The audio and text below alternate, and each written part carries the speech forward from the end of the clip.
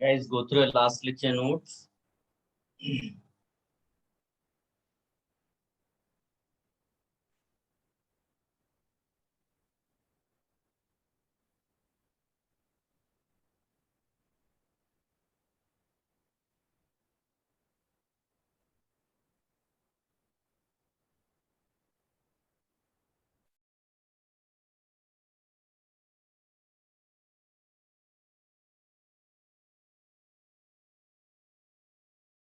Do you have any doubt?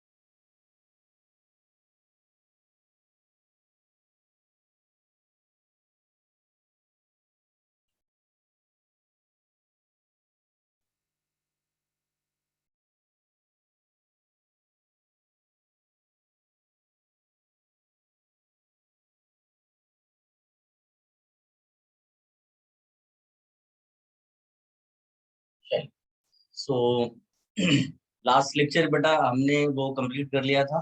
Can you check that? Alkadine.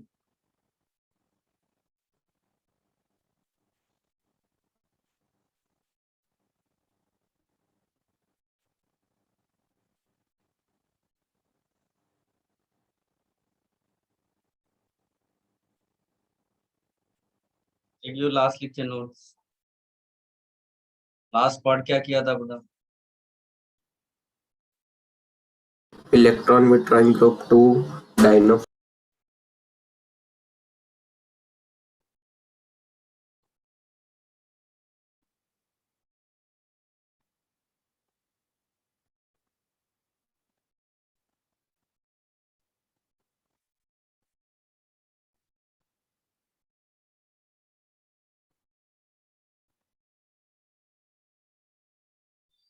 एक दो important concepts हैं advanced exam के लिए.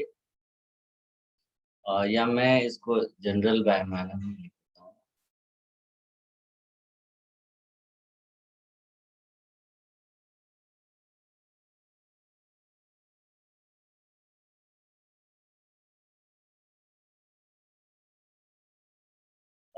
उसको मैं क्वेश्चन के फॉर्म में आपको देता हूँ. जैसे अगर मान लीजिए लिखा होता है CH3 CH3 डबल बॉन्ड और या फिर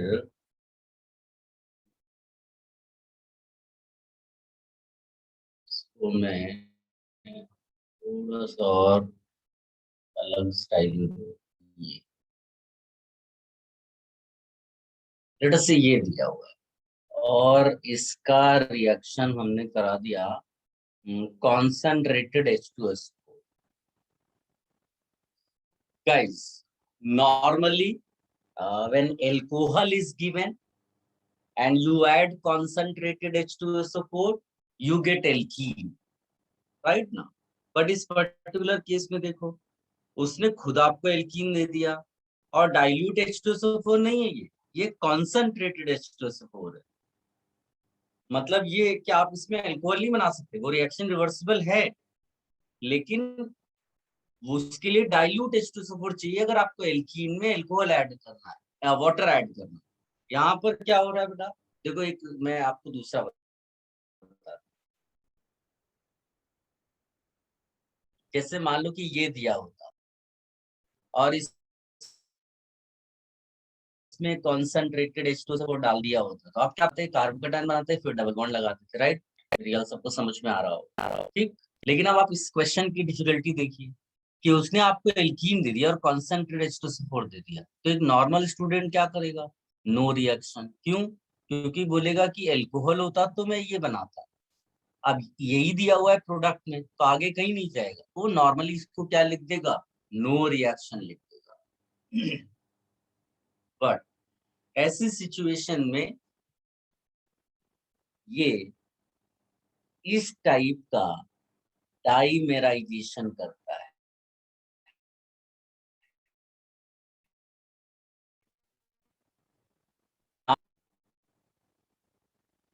कोई ये भी पूछ सकता है, एक नॉर्मल सा बच्चा, कि सर यहाँ तो एक ही मॉलिक्यूल दिया है, आपने दो कैसे बना दिए? तो उसकी नॉलेज के लिए, यहाँ जब भी वन लिखा होता है, ये वन का मतलब ये नहीं होता है वन मॉलिक्यूल।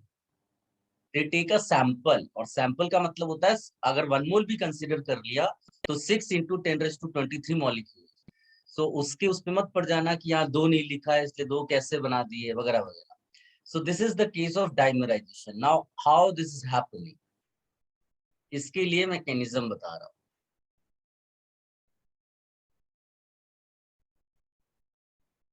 ये एल्कीन दिया हुआ है, H2SO4 क्या है बेटा? Proton donor. H2SO4 is proton donor. H2SO4 अपना प्रोटॉन देगा, किसको देगा?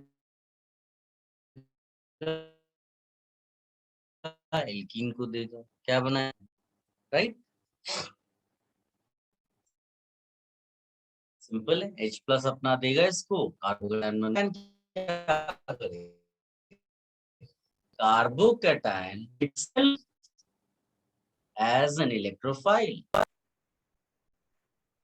it itself acts as an electrophile, and electrophile बन करके क्या करेगा? Will attack another molecule of alkene.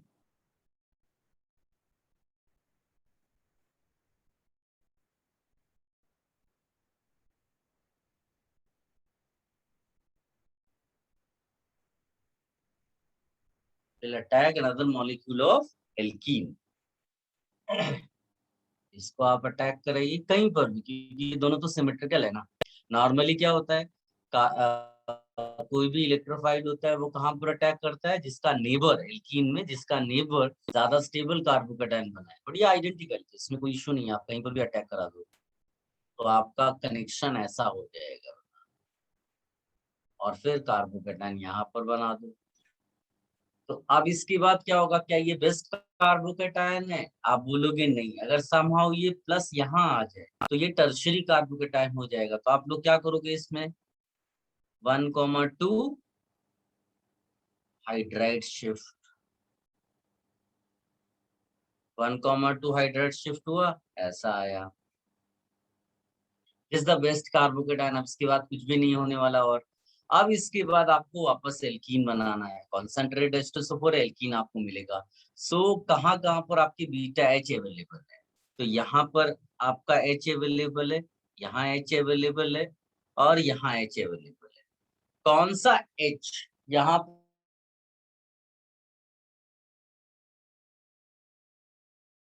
पर आपको बनाने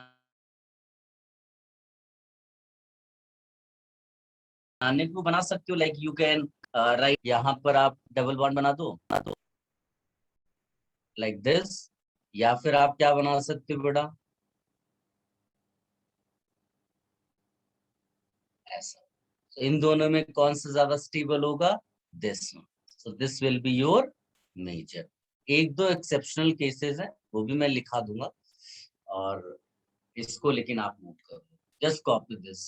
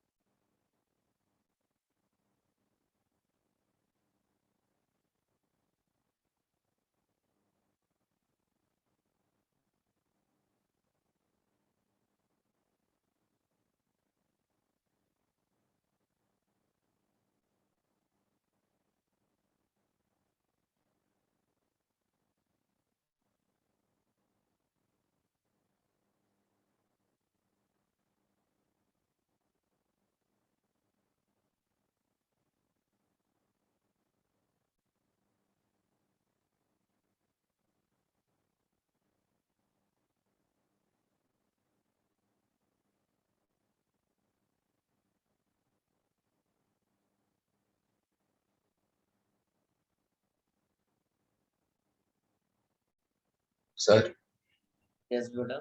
सर सेकंड वाले साइक्लोहेक्सिन का डबल बॉन्ड किधर जाता है, मतलब कैसे जाता है?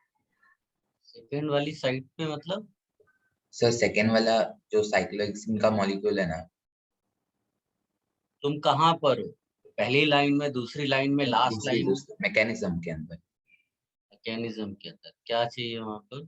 सर उधर न्यूक्लियोफाइल अटैक करता है, फिर उसका न्यूक्लियोफाइल कहीं नहीं, इलेक्ट्रोफाइल लिखा है। हाँ सर इलेक्ट्रोफाइल हम्म। और करता है, तब उसका डबल बॉन्ड किधर जाता है दूसरे? ये डबल बॉन्ड ही तो हाँ सर। टूटता है बेटा।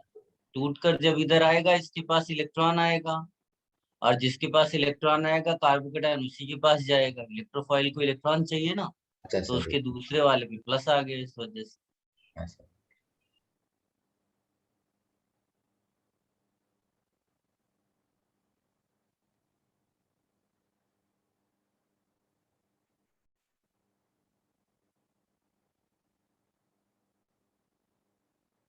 Done sir. सबने कॉपी कर लिया? Yes sir.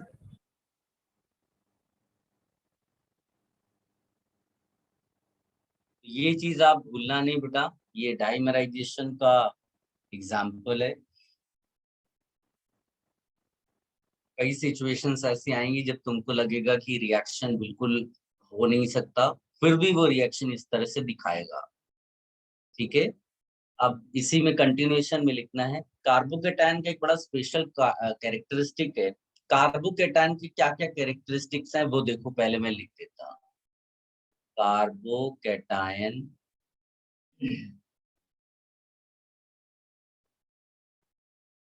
कैरेक्टरिस्टिक्स।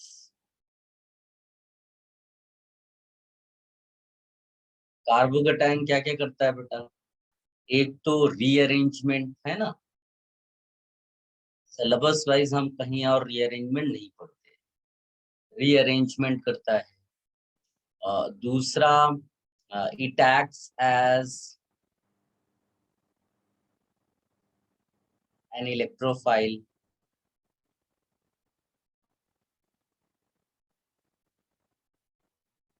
और जब ये इलेक्ट्रोफाइल की तरह act करता है तो फिर क्या होगा? तो ये इलेक्ट्रोफिलिक एडिशन करता है।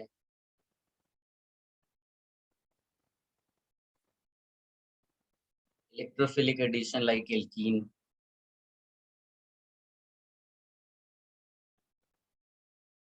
ठीक, इसके अलावा क्या पॉसिबिलिटी है? बेंजीन के साथ आप याद करो कि जो बेंजीन की रिएक्शंस थी वो क्या थी? Most of the reactions of benzene electrophilic substitution. So if carbocation acts as electrophile तो क्या हो जाएगा बेटा?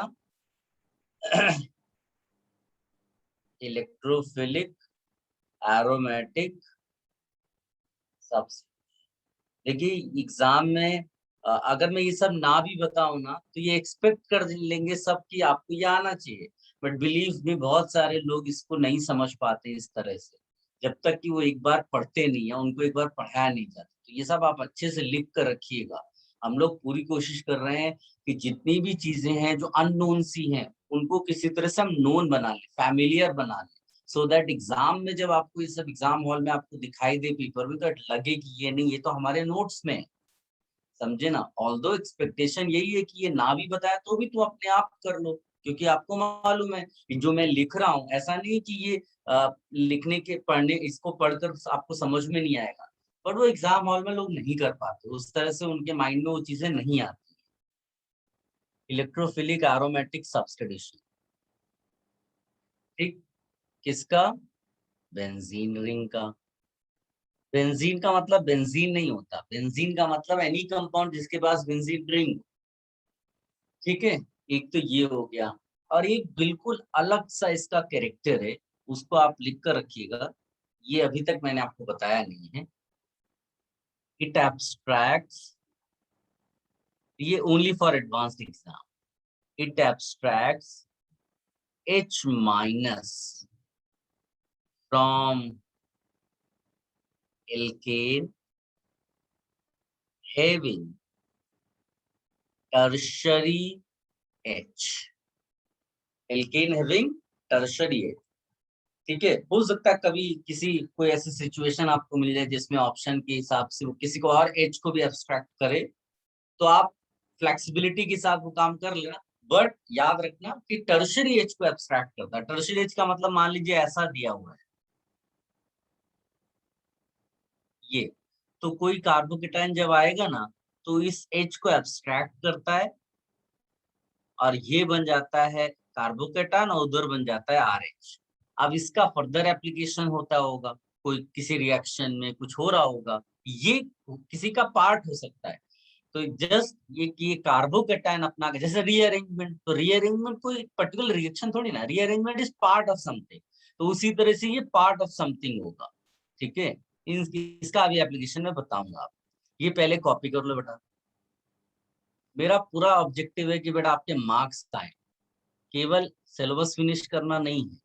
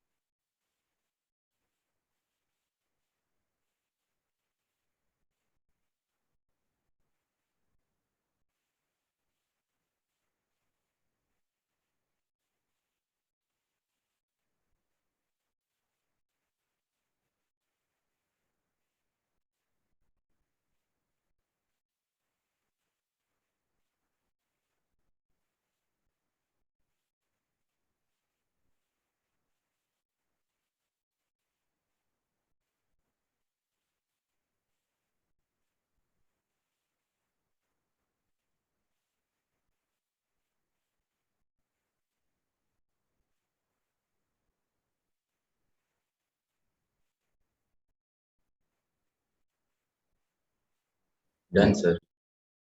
सबने कॉपी कर लिया बेटा?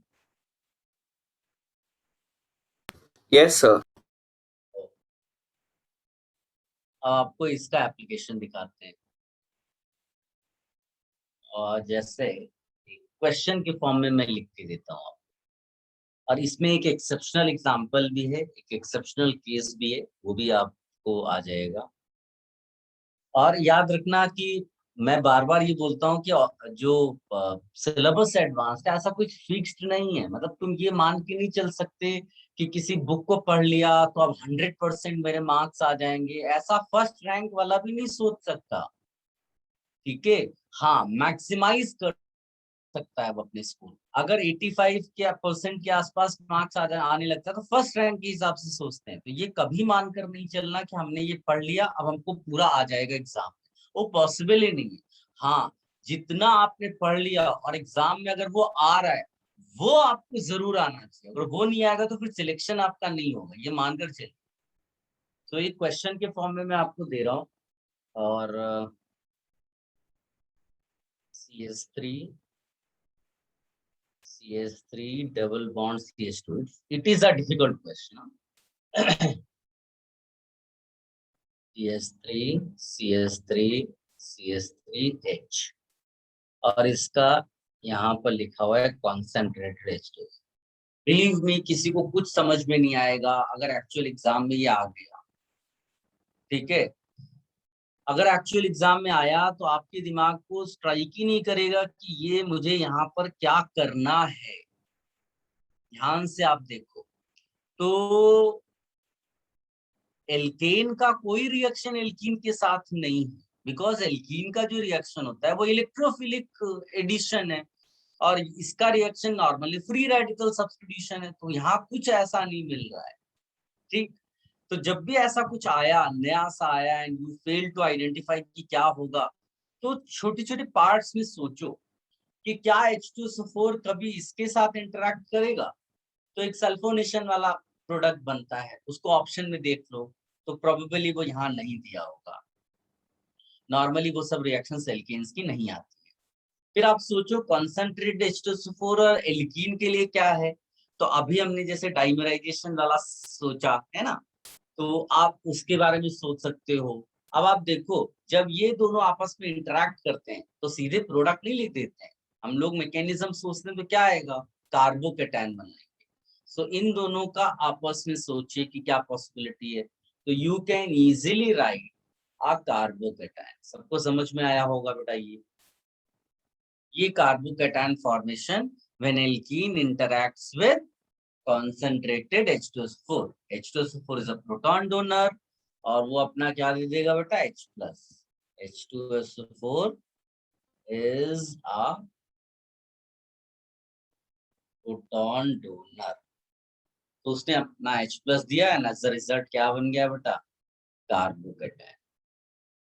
अब कार्बोकेटायन दो काम कर सकता है, दो क्या, आप लिस्ट देखो, ये सारे कार्बोकेटायन के काम है। अब इनमें से वो क्या कर सकता है, तो ये कार्बोकेटायन जो है एक काम तो ये कर सकता है कि यहाँ भी एल्केन दिया हुआ है ना, इसका कोई तो यूज होगा, नहीं तो फालतू में क्यों दिया। रेयरली ऐसा होता है कि वो जबरदस्ती की कुछ दे दें, स्पेशली रिएक्शन में।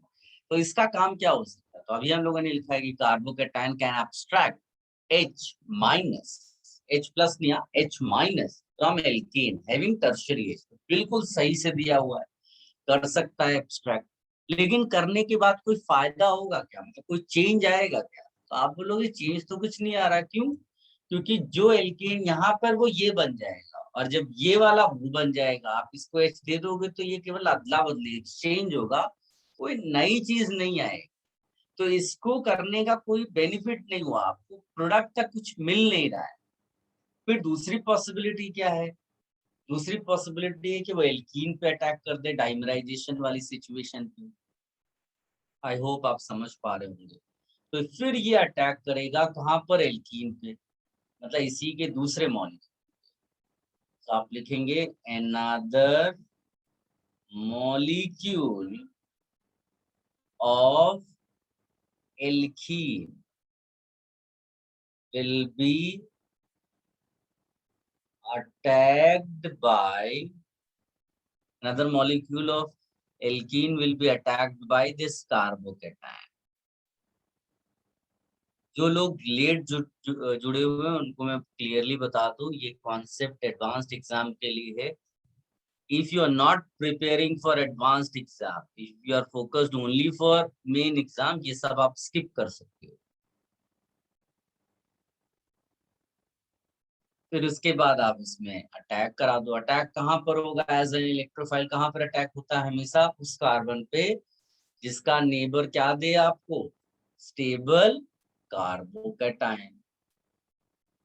ऐसा आपको कार्बोकेटायन मिल गया बेटा।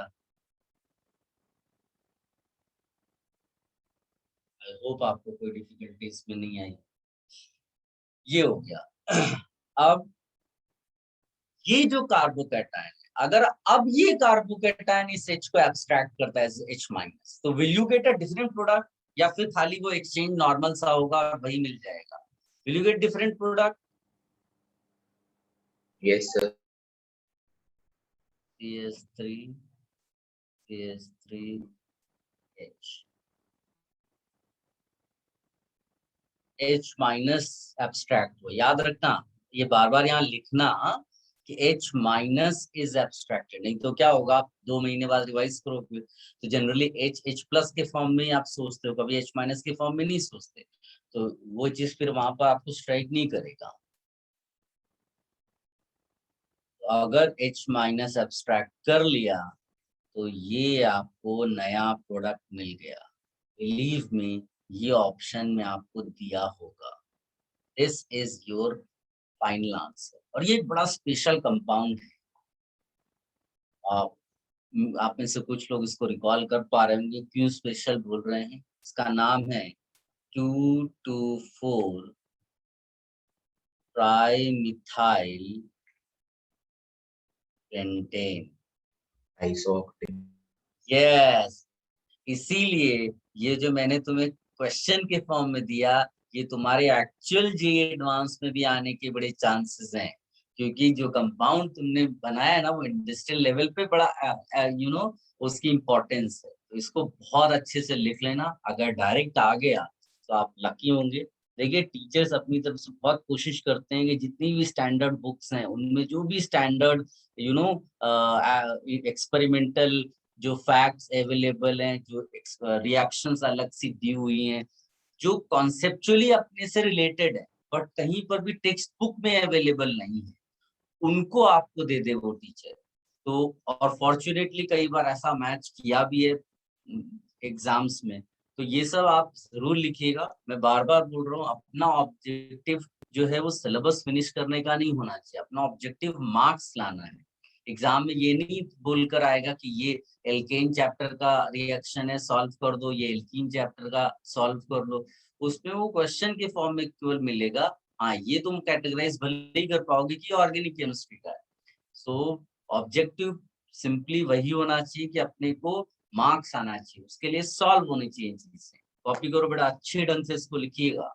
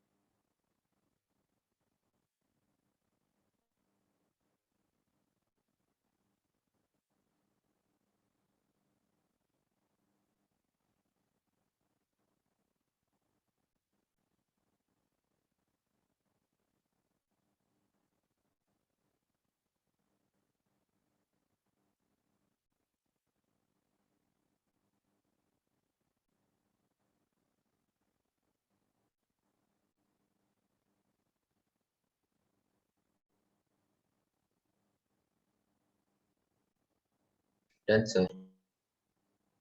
सबने कॉपी कर लिया बेटा?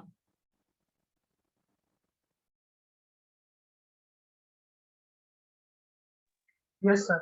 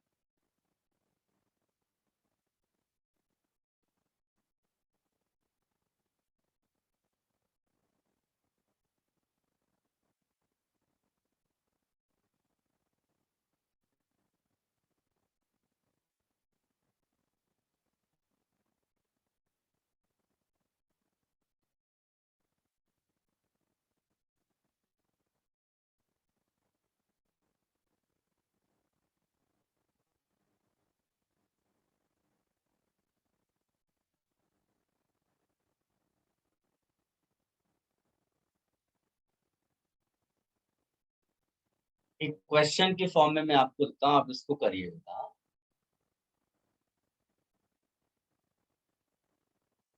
Let me tell you one thing, जरूरी नहीं वो टू लिख कर दे, ठीक है बेटा? अपने आप समझना पड़ेगा तुम्हें ऑप्शंस देख करके या क्वेश्चन का सीक्वेंस देख करके कि हाँ ये dimerisation.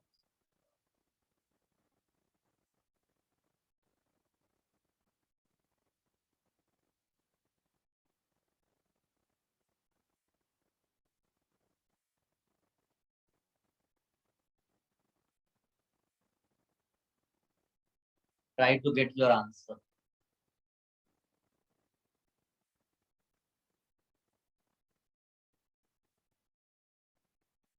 You can share your answer बेटा अपना व्हाट्सएप ग्रुप पे जो केमिस्ट्री का।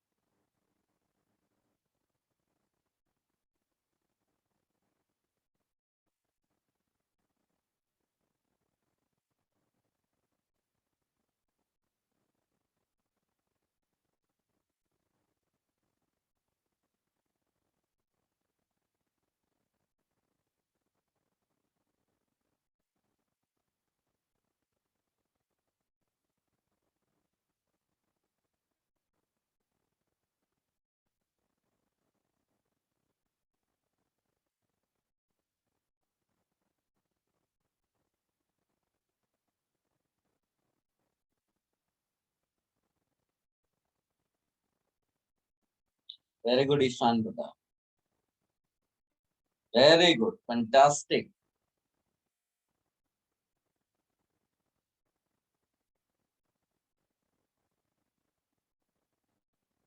देयर आर फ्यू स्टूडेंट्स जो कंटिन्यूअसली लेक्चर्स अटेंड करते हैं, डेफिनेटली अच्छा करेंगे।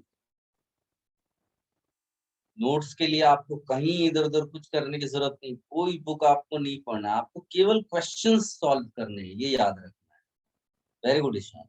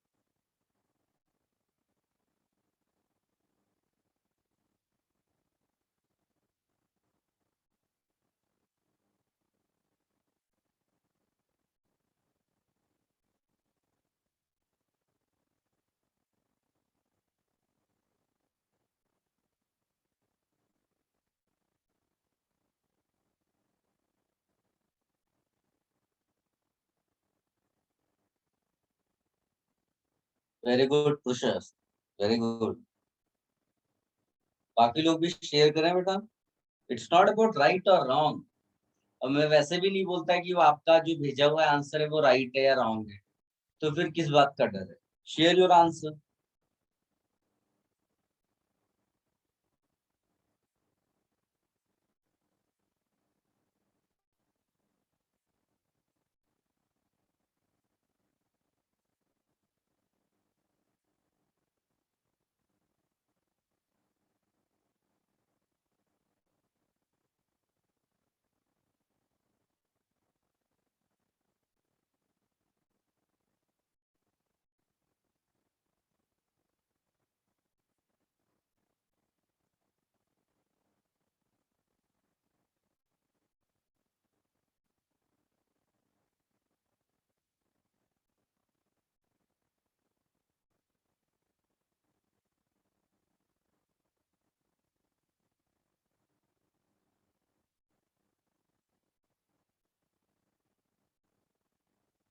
Very good Shruti.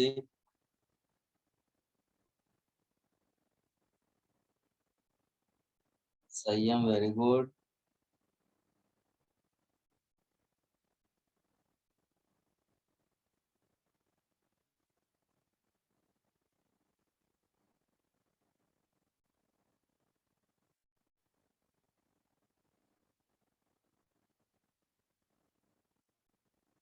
Prashant, very good. Siddharth, very good.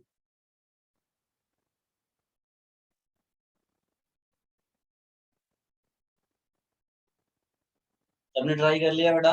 Should I discuss now? Yes, sir.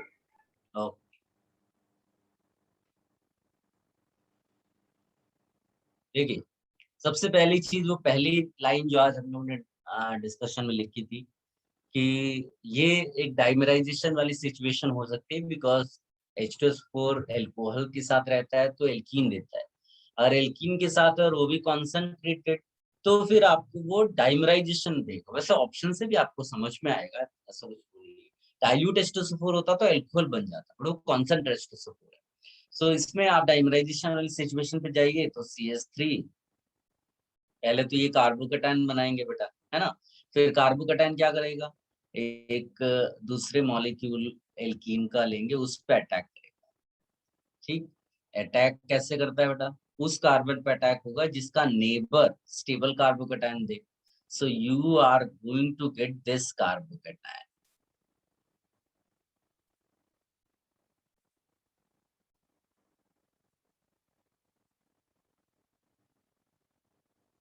Am I correct? इसमें कोई मिस्टेक तो नहीं की? हाँ सही है ये। एक तो ये पॉसिबिलिटी वाला हो जाएगा, ठीक है। अब इसमें ए और बी तुम्हारे बन जाएंगे, एक तो डबल बॉन्ड इधर लगेगा, और इसमें कुछ मिस्टेक किया है मैंने, क्या कार्बोकेटायन इधर बनाया, और हाँ तो एक पॉसिबिलिटी जो प्रोडक्ट की आएगी एल्कीन की, वो आप ऐसा लिख सकते हो, है ना।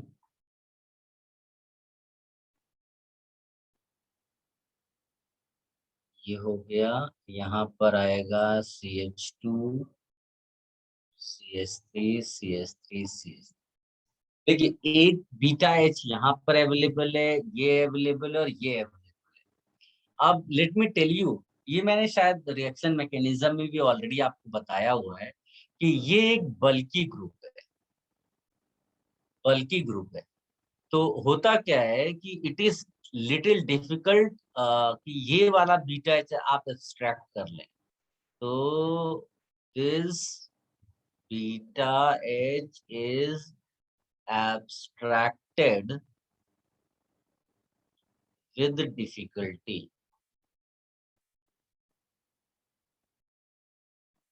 दो प्रोडक्ट्स तो आपको मिलेंगे, CH3 यहाँ पर डबल बॉन्ड आ जाएगा, है ना।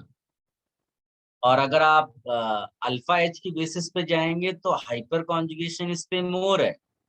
बट ये जो केस की वजह से, यानी बीटा एच जब ये वाला एब्स्ट्रैक्ट होता है तो डिफिकल्टी बिकॉज ऑफ दिस बल्कि ग्रुप, इसीलिए इन दोनों में ये अनफॉर्चुनेटली मेजर प्रोडक्ट होता है। तो ये मैंने रिएक्शन मैकेनिज्म में भी बताया, आप यहाँ पर दोबारा लिखना बेटा कि जब किसी भी बीटा एच के बगल में इस तरह का एक बल्कि ग्रुप अवेलेबल होगा तो फिर मेजर प्रोडक्ट वो वाला नहीं होगा, इवन दो हाइपर कॉन्जुगेशन उसमें आपको ज्यादा मिल रहा है, ठीक है। सो ये हो गया, और ये दोनों का आप हाइड्रोजनेशन कराओगे ना, तो दोनों केसेस में, वैसे यहाँ मैंने पूछा नहीं था मेजर माइनर, लेकिन आप ये लिख लेना, और दोनों केसेस में आपको आंसर एक ही मिलने वाला है। ये इसको आप कॉपी कर लो बेटा।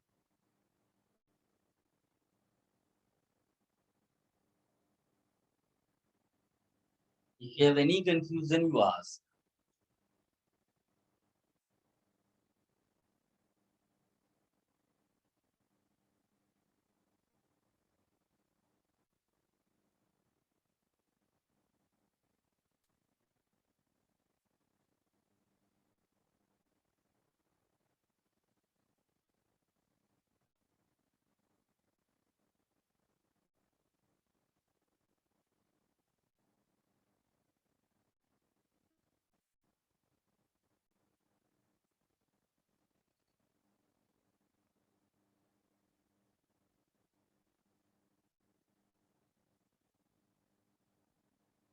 ये क्या पूछा है बेटा सिद्धार्थ आपने? हाइड्रोबोरेशन इज सिन और सिन एडिशन है बेटा, हाइड्रोबोरेशन इज सिन एडिशन, लिख लेना। वो पहले भी कराया हुआ। बी और एच दोनों सेम साइड से जुड़ते हैं, तो साइक्लिक स्टाइल में देखो ट्रांजिशन स्टेट बनाया होगा, सिन एडिशन। और क्वेश्चंस आप लोग माइक यूज करके करिए बेटा, सो दैट कि अदर बच्चे भी सुन सकें। आप वन ऑन वन सेशंस में तो बैठे नहीं है, आप एक कोचिंग क्लास में बैठे हैं जिसमें बहुत सारे बच्चे एक साथ पढ़ते हैं, तो आपको माइक ही यूज करना है।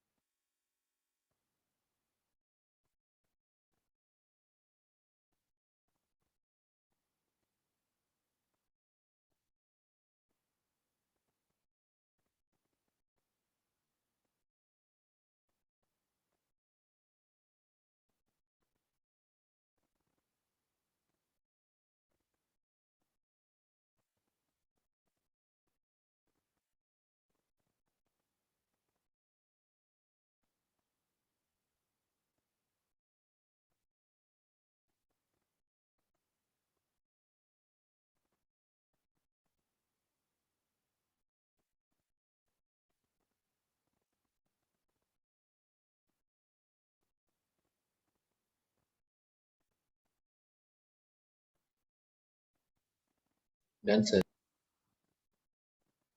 सबने कॉपी कर लिया बेटा? Yes sir.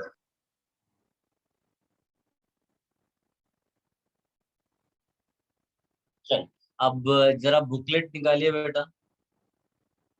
There are few question जो आपको नोट्स में भी कॉपी करने हैं और उनके सॉल्यूशंस प्रॉपर तरीके से बनाने हैं। एक क्वेश्चन है गेट इक्विप्ड का, आप गेट इक्विप्ड का क्वेश्चन नंबर आप 1 करिए बेटा। फटाफट सोचिए, आंसर पीछे मत देखना, जो भी आपका आंसर आता है आप चैट बॉक्स में लिख दो, मैं खुद ही एनालाइज कर लूंगा, बट आप आंसर चेक करके पीछे से मत भेजना बेटा, हाँ? थोड़ा सा ईमानदार।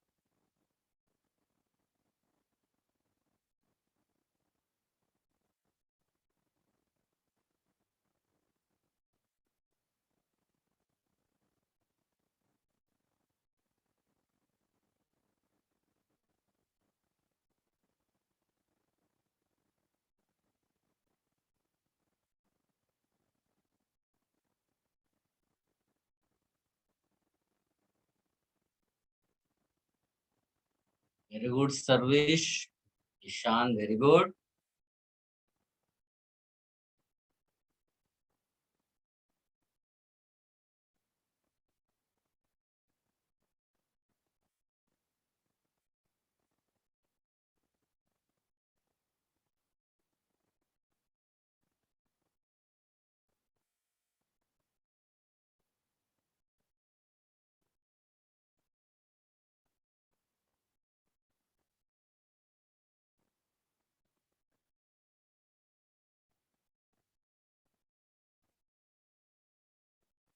यशस्थ very good.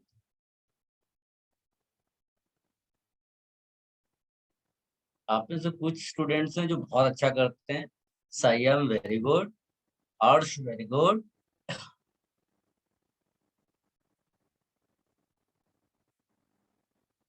Ansh very good,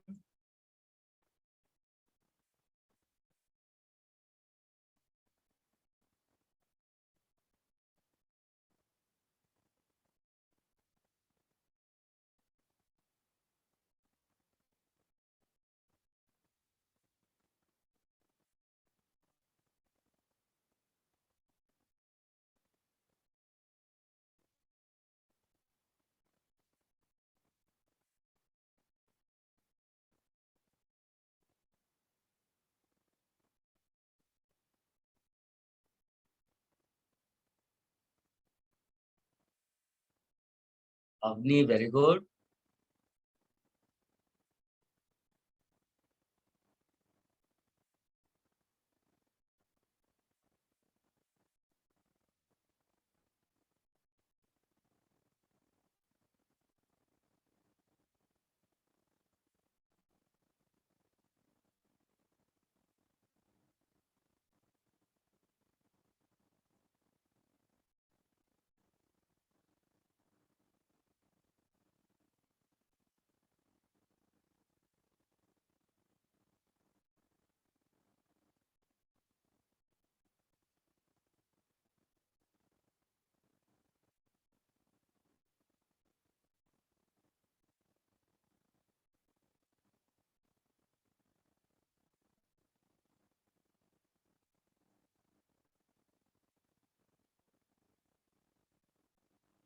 Harsh very good, Badal very good,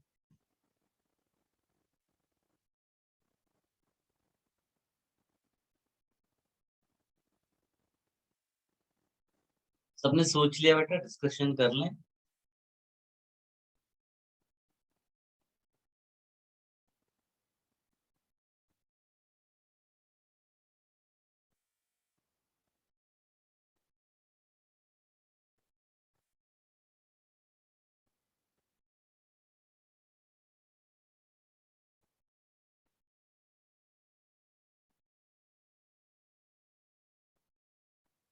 guys, जो पहला स्टेप है ना इसका, उसमें ग्रिग्नार्ड रीएजेंट है, ध्यान से देखो। ग्रिग्नार्ड रीएजेंट, ग्रिग्नार्ड रीएजेंट हम लोगों ने बहुत बार डिस्कशन कर लिया है अभी। Grignard reagent can act as base and abstracts H connected to oxygen, nitrogen, oxygen हो गया, ऑर्गेनिक कंपाउंड्स में यूज है, ऑक्सीजन हो गया, नाइट्रोजन हो गया, सल्फर हो गया, राइट। तो या इवन एक्टिव मिथाइलिन,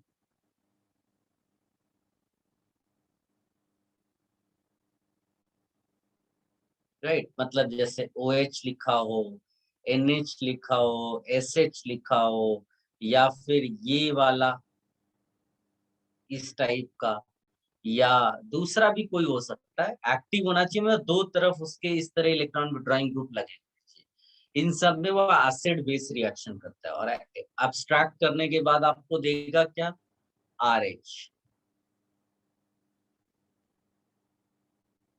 ये हम लोगों ने अच्छे से पढ़ा हुआ। RMGX can also act as nucleophile, ये भी आपको माइंड में रखना है। RMGX का ये जो R पार्ट है ना, इसकी वजह से वो न्यूक्लियोफाइल का काम करता है। और अगर वो न्यूक्लियोफाइल का काम करेगा तो अटैक कहाँ कर सकता है बेटा, किसी भी एल्डिहाइड कीटोन पे अटैक कर सकता है। एल्डिहाइड कीटोन पे मान लीजिए RMGX ने अटैक किया, तो ये पार्ट ऐसे, ये इधर शिफ्ट हुआ और ये बन जाएगा लाइक दिस। ये सब बहुत इंपॉर्टेंट है, ये सब अच्छे से आप लिखते रहिएगा। MGX यहाँ जुड़ जाएगा, इसका अगर प्रोटोनेशन कर दिया जाए तो ये एल्कोहल बन जाएगा, ठीक। इसी तरह से ये RMGX can act as nucleophile when it is reacted with acid derivative. मान लीजिए किसी एसिड डेरिवेटिव के साथ है, लाइक एस्टर, राइट। इसको जनरल मैनर में अगर मैं लिखूं तो यहाँ एसिड डेरिवेटिव लिख दूंगा, leaving group.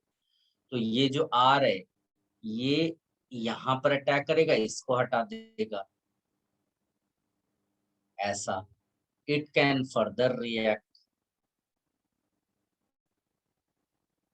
it can further react with Grignard reagent। फिर एपॉक्साइड के साथ पॉपुलर रिएक्शन है, एपॉक्साइड के साथ, एपॉक्साइड पे आएगा ऐसा और ये शिफ्टिंग हो जाएगी ऐसा, फिर इसका प्रोटोनेशन करा लो, ठीक। तो यहाँ सब में न्यू, अगर दोनों आप मतलब ऐसा सोचिए, एक ही कंपाउंड में एल्डिहाइड कीटोन भी और एक ही कंपाउंड में ऐसा कुछ भी है, तो acid base reaction is preferred, ये याद रखना है।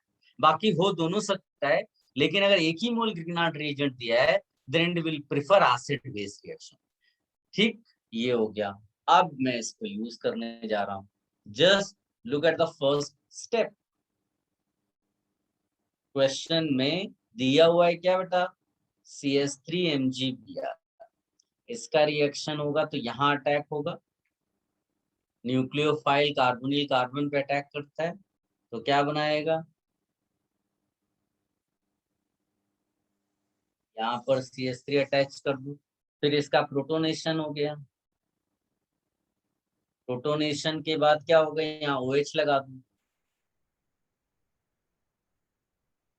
फिर तुमने इसमें क्या डाल दिया बेटा, कॉन्सेंट्रेटेड एल्कोहल है तो एल्कीन ही देगा, डिहाइड्रेशन।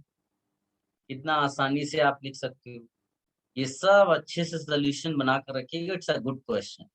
फिर तुमने इसमें क्या, सीक्वेंस इसको बोलते हैं। हो सकता है कि एक्चुअल एग्जाम में आपको ऐसा एरो के ऊपर ही मतलब 1 2 3 4 5 ऐसा करके लिख कर देंगे, वो भी यही है, समझ लो सीक्वेंस ऑफ रिएक्शंस को बोलते हैं। फिर इसमें तुमको O3 डाल दिया, फिर H2O और जिंक। तो ये क्या है बेटा, रिडक्टिव ओजोनोलिसिस। रिडक्टिव ओजोनोलिसिस में क्या बोलता है, एल्डिहाइड्स कीटोन्स। आपको कुछ ज्यादा दिमाग नहीं लगाना, जस्ट ब्रेक दिस पार्ट। तो क्या हो जाएगा, यहाँ पर C डबल बॉन्ड हो, CHO वाला केस है, और यहाँ पर कीटोन वाला केस है। This is the answer C। Simple सा आपको ऐसे सोचना है बेटा। ठीक है, आप मैच करा लो, मेरे ख्याल से ए से मैच करेगा, ये B है। ठीक, ये आपका A है। आप इसको लिख लो बेटा एवरीवन। सर प्रीवियस पेज दिखा सकते हो 1 मिनट? वो तो ज्यादा इम्पोर्टेंट है, इसको अच्छे से लिख लीजिएगा।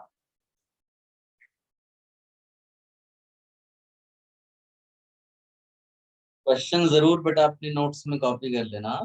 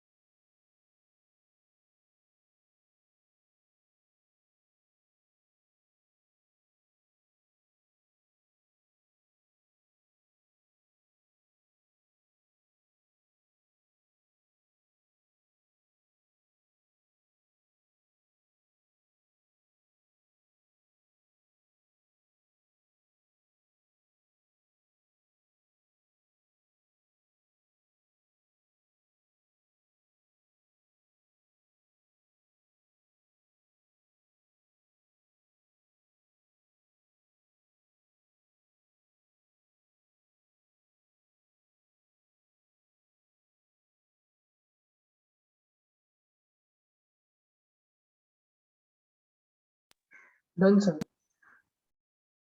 सबने कॉपी कर लिया?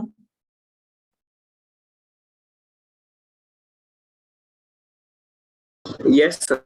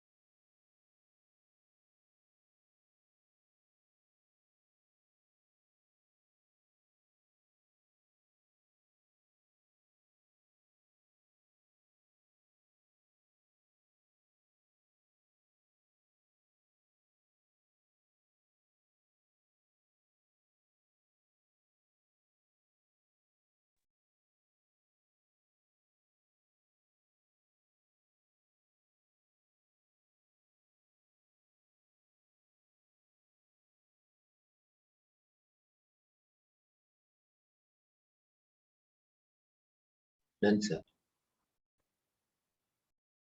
सबने कॉपी कर लिया? Yes, sir. ओके, अब एक क्वेश्चन आप करिए, एक तो क्वेश्चन 5 करिए, इसी गेट इक्विप्ड का यहाँ, और क्वेश्चन नंबर 9 करिए। 9 एक्चुअली जियो से रिलेटेड है, जस्ट फॉर रिवीजन पर्पस इस तरह के क्वेश्चंस हम हमेशा करते रहेंगे। ये दो क्वेश्चन अटेम्प्ट करिए फटाफट बेटा।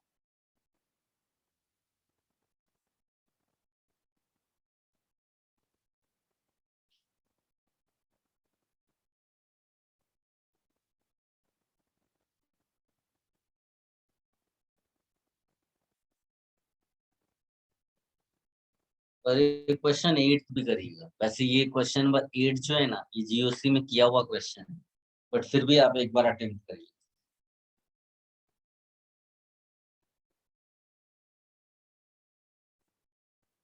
Just write your answer in chat box, huh? That will be enough.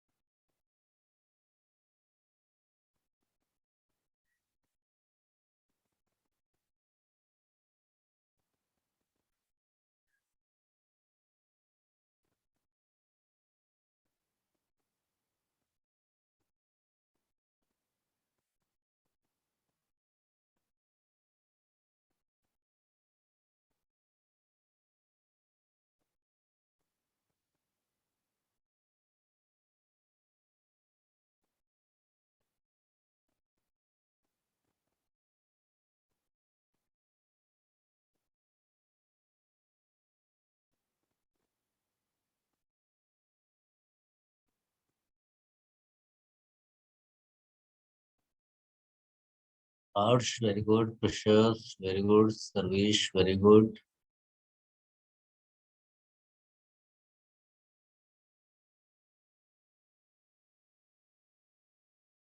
नहीं आ पा रहा है क्या बाकी लोगों को? तो आसान है यार। Ishan, very good. बहुत देर बाद आंसर दिया।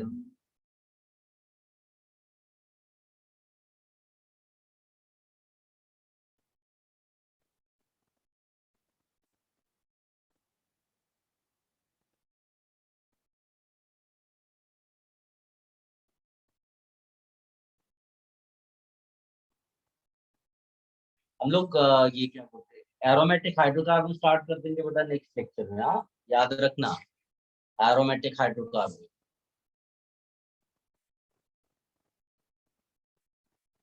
That is a new chapter. वो उसका हाइड्रोकार्बन से ऐसा वो नहीं है। हाँ,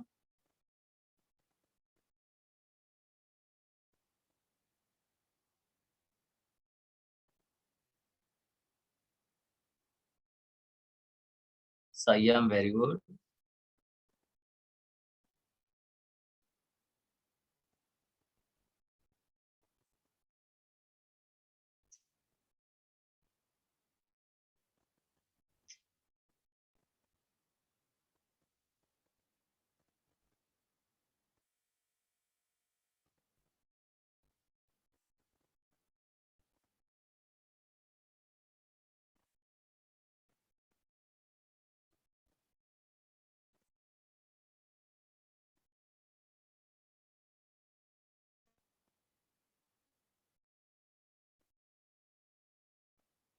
चल, तो डिस्कशन कर लेते हैं इन क्वेश्चंस का।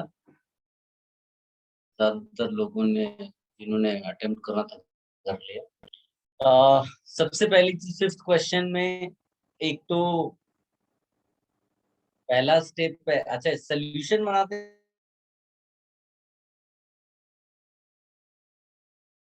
इसी तरह से आप पूरा लिख देना, मिस्टेक नहीं होनी है। तो ये क्या है पहला स्टेप?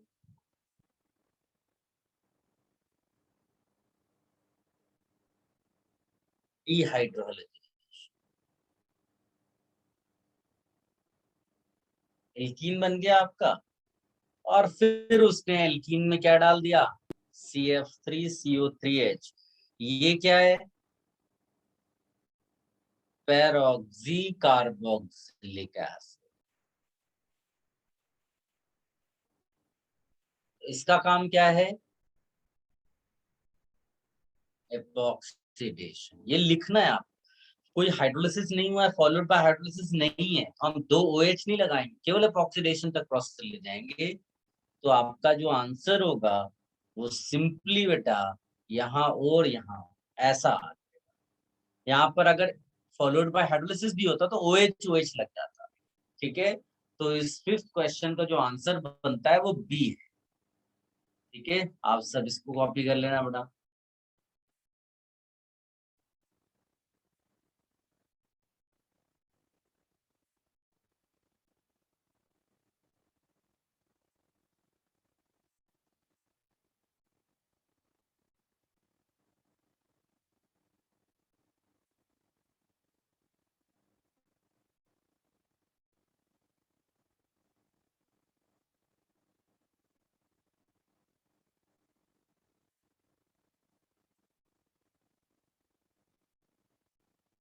देखो अब एट्थ क्वेश्चन क्यों मैंने आपको दिया, बिकॉज उसमें अक्सर लोग कंफ्यूज हो जाते हैं। ये एसिटिलीन है, और अगर तुमने NaOH के साथ रिएक्शन कराया तो NaOH के साथ प्रॉब्लम ये होता है कि वो आपको वाटर देगा ऐसा। तो आपको केवल ये जज करना है कि ये ज्यादा एसिडिक है कि ये, दिस इज मोर एसिडिक। तो प्रोडक्ट का जो एसिड है वो कभी भी ज्यादा एसिडिक नहीं होना चाहिए, इसलिए ये रिएक्शन नहीं होगा। तो एट्थ का आंसर तो आप स्ट्रेट ए लिख दोगे, लेकिन बाकी भी चेक कर लो। बी सोडियम है, सोडियम तो एसिडिक एसिड सब्सट्रैक्ट करता ही करता है। सिल्वर नाइट्रेट, अमोनियकल सिल्वर नाइट्रेट क्या है? Tollens reagent. ये तो टर्मिनल एल्काइन का टेस्ट है, याद करो, टर्मिनल एल्काइन का, है ना? तो ये तो होगा ही होगा। डी वाले में क्या? HCl है। HCl is an electrophile, so electrophilic addition तो होता ही है एल्काइन में। वो भी हो जाएगा। तो खाली ए आंसर नहीं होगा ए का, ये भी आप नोट कर लेना, बट बिकॉज ये छोटी छोटी चीजें हैं जो एग्जाम में आप मिस्टेक करते हो। और सेम मैनर में आपको 9th क्वेश्चन भी करना है, तो मेरे ख्याल से उसका भी आप आंसर आराम से निकाल लोगे। इसका आंसर डी होना चाहिए। किसी को डाउट हो तो बोल दो। Same manner.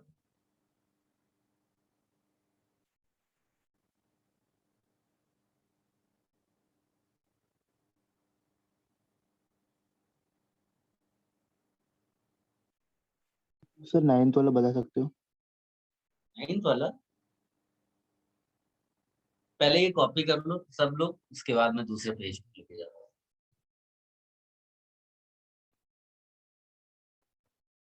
और जिन्होंने ये सब कर लिया हो वो लोग एक क्वेश्चन अटेम्प्ट करिएगा 12th और एक क्वेश्चन अटेम्प्ट करिएगा 14th।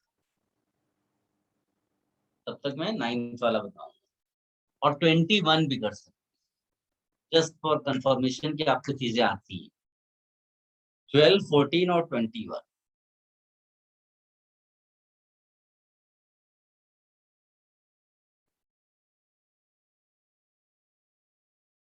देखो 9th वाला पूछा है, तो इसमें ये देखो, इसका रिएक्शन तुमने LiNH2 के साथ कराया, तो तुमको NH2 माइनस यहाँ पर बेस है, उसने एब्स्ट्रैक्ट किया, क्या बनाएगा NH3। और तुम इसको ऐसा लिख दो। अब इधर एसिड NH3 है और इधर एसिड एसिटिलीन है, तो इन दोनों में से ज्यादा एसिडिक कौन है? तो ये GOC में हमने ऑर्डर लिखा है, तो यहाँ लिख लो refer GOC order acidic strength. तो उसमें कौन ज्यादा एसिडिक है? ये। इसका मतलब reaction will be in the forward direction. तो ये तो क्लियर हो गया कि ये रिएक्शन फॉरवर्ड डायरेक्शन में हो गया। और पूछा गया है ऑर्डर ऑफ, एसिडिक स्ट्रेंथ का जो ऑर्डर होगा उसका उल्टा आप निकाल देना, बेसिक स्ट्रेंथ का ऑर्डर। ठीक है। तो अब इसमें जो दूसरा दिया हुआ है उसके हिसाब से जाओगे तो HCCl ये लिखा हुआ है, इसमें तुमने ये बनाया और ये हमें यहाँ पर ये एसिड है, यहाँ पर ये एसिड, कौन ज्यादा एसिडिक है? H2O। अच्छा ये रिएक्शन फॉर्चुनेटली दे दिए, नहीं भी दी होती तो भी उसके हिसाब से हम लोग सॉल्व कर रहे हैं, तो ये ज्यादा एसिडिक है, तो ऑर्डर क्या हो जाएगा बेटा? तो H2O more than HC triple bond CH more than NH3। ये क्या है बेटा? Acidic order. तो कॉन्जुगेट का ऑर्डर क्या होगा? कॉन्जुगेट बेस ऑर्डर क्या हो जाएगा बेटा? उल्टा। NH2 minus greater than HC triple bond C minus greater than OH minus. समझ में आ गया?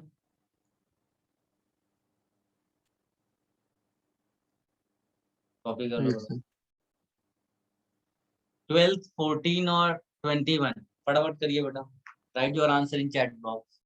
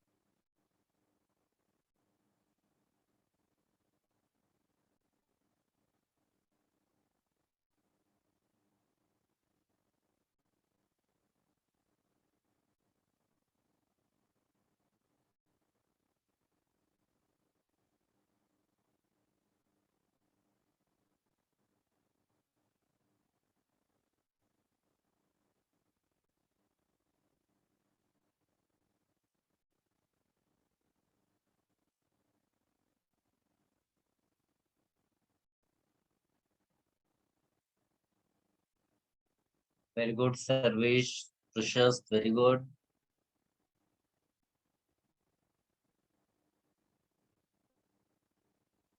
सभी क्वेश्चंस बहुत आसान है बेटा, सीधे सीधे आपको जैसे 12th वाले में ए देखोगे तो सीधे सीधे आपको एसिटिलीन मिल रहा है, फिर उसमें वाटर एडिशन करना है। वैसे मार्कोनिकॉफ रूल लगता है, लेकिन इसमें कोई जरूरत फील ही नहीं होगी आपको। ईशान वेरी गुड, संयम वेरी गुड।